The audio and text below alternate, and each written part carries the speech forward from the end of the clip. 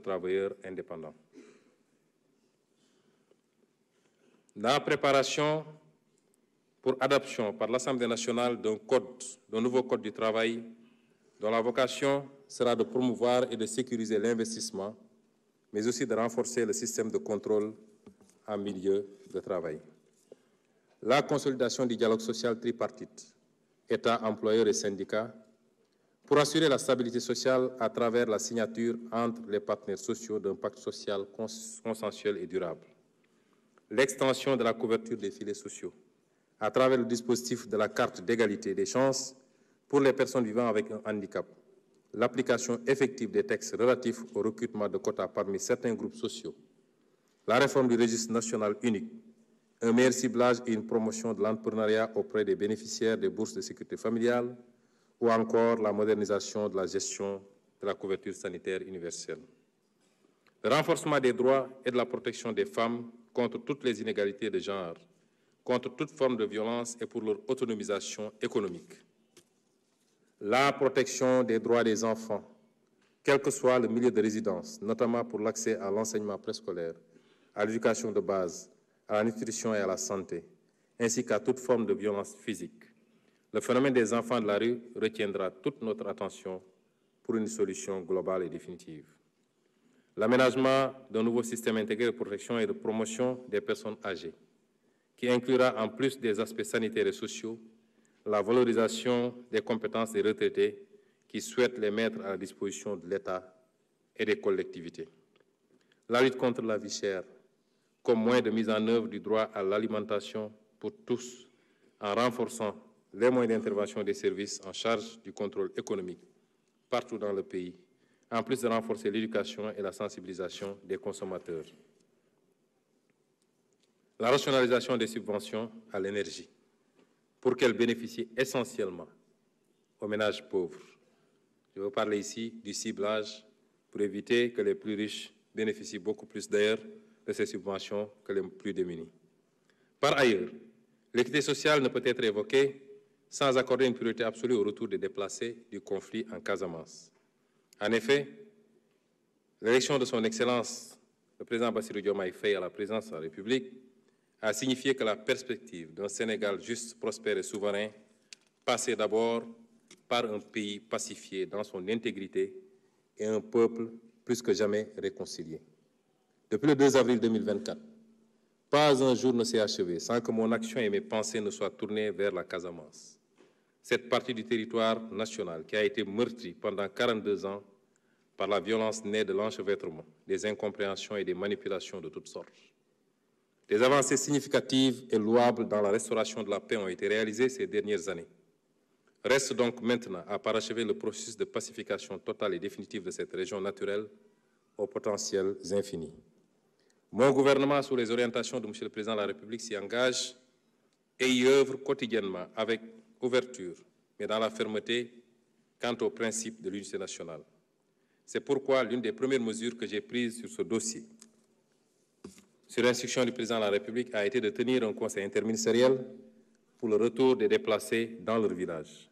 Ce conseil, qui a consacré l'ambitieux plan spécial Diomaye pour la Casamance 2024-2025, d'un coût provisoire de 54 milliards de francs CFA, avec la mise en place respectivement dans les régions de Ziguinchor, Sédhiou et Kolda, d'un comité régional inclusif de pilotage, prévoit notamment de renforcer les capacités institutionnelles et budgétaires de l'ANDRAC, chargé de coordonner l'exécution des interventions, de mobiliser le financement des opérations de déminage d'un coût estimatif de 15 milliards, de recourir en priorité aux très petites et moyennes entreprises et à la main-d'œuvre locale dans la conduite des projets gouvernementaux ou appuyés par l'État. De créer une expertise locale pour l'entretien et le maintien des infrastructures, du matériel et des équipements, de prévoir un dispositif adapté d'accompagnement des déplacés pour assurer l'employabilité et l'emploi des jeunes et des femmes en créant les conditions d'un développement continu d'une expertise locale pour l'entretien et la maintenance des infrastructures. Monsieur le Président de l'Assemblée nationale, Mesdames et Messieurs les honorables députés, pour ce qui est du développement durable, nos actions seront inscrites sous le sceau de la promotion d'une gestion durable des écosystèmes naturels et de la conduite d'une transition énergétique juste et équitable. Au regard de la transversalité de la problématique, des cellules de développement durable seront mises en place au sein de tous les développements ministériels. La gestion environnementale sera axée sur l'utilisation rationnelle des ressources naturelles et une veille permanente afin de renforcer la résilience des écosystèmes. Pour cela, le gouvernement va concevoir et mettre en œuvre un programme de conservation et de résilience des écosystèmes. En plus de l'accélération de la mise en œuvre du programme de la Grande Muraille Verte, nous présenterons devant l'Assemblée nationale un projet de loi sur la biodiversité et nous instituerons de nouvelles aires protégées permettant de couvrir 30% du territoire terrestre, marin et zones humides du pays. Chaque aire protégée sera dotée d'un plan d'aménagement et de conservation durable. La résilience aux risques climatiques et la durabilité environnementale se feront de manière inclusive. La promotion des modes de production et de consommation durable permettra de préserver la durabilité des ressources naturelles. À cet effet, la réforme de l'économie circulaire est inscrite dans l'agenda du gouvernement pour en faire un vecteur de propreté de nos villes et de nos campagnes. La réforme englobera la régulation et le financement de la collecte et du traitement durable des déchets. L'objectif est aussi de valoriser le potentiel d'emploi bien rémunéré qui existe dans le secteur. Plus globalement, le Sénégal respectera tous ses engagements internationaux, notamment en matière d'émissions de gaz à effet de serre. Nous exploiterons les opportunités liées au financement vert et bleu. Les capacités des acteurs de l'écosystème en matière d'élaboration de projets seront également renforcées. Le développement urbain jouera un rôle crucial en capitalisant sur le dividende de densité. Le gouvernement mettra en place les conditions pour doter les villes d'outils de planification et d'infrastructures résilientes susceptibles d'impulser l'émergence de territoires urbains et ruraux attractifs. Cette dynamique sera soutenue par la création de pôles urbains à vocation au sein de chaque pôle territoire pour valoriser le potentiel d'urbanisation et à travers de nouveaux modèles urbains créateurs de richesses et d'emplois. Il nous faudra en outre encourager l'investissement privé dans l'habitat social de qualité et accessible au plus grand nombre de Sénégalais. En plus de renforcer les programmes publics de construction et d'aménagement foncier, c'est tout le sens qu'il faut donner à la révision du Code de l'urbanisme, à l'accélération de la délivrance des actes d'urbanisme, à l'amélioration de la gouvernance dans l'attribution des titres de propriété, à l'extension du système Télédac pour couvrir la gestion numérique des autorisations d'aménagement urbain, et j'en passe. En matière de gestion foncière et domaniale, nous mettrons en place une structure plus adaptée pour une prise en charge correcte de la gestion du domaine de l'État, de la conservation et de la propriété et des droits fonciers et de la réalisation du cadastre national. Au-delà de l'État, elle peut constituer le meilleur cadre pour appuyer les communes à l'utilisation d'outils modernes de gestion foncière.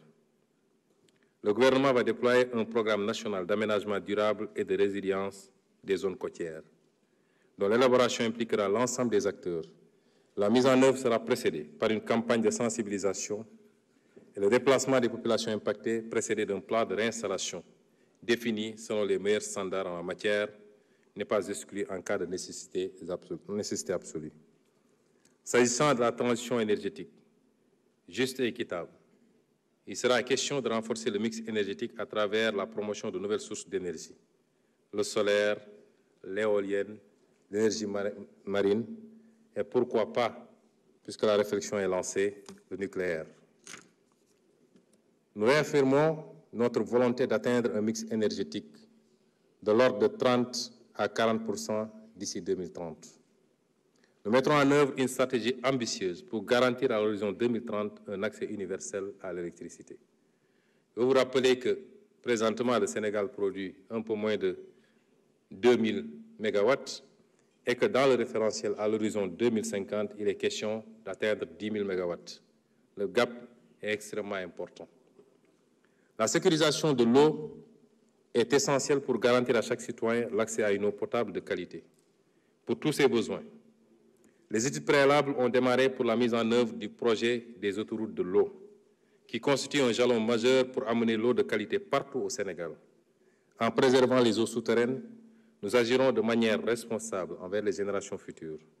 Le dessalement de l'eau de mer sera développé en veillant à amoindrir le coût en énergie des projets et leur impact sur l'environnement. Quant à l'assainissement, nous y consentirons davantage de ressources, non seulement pour les infrastructures urbaines, mais aussi en milieu rural.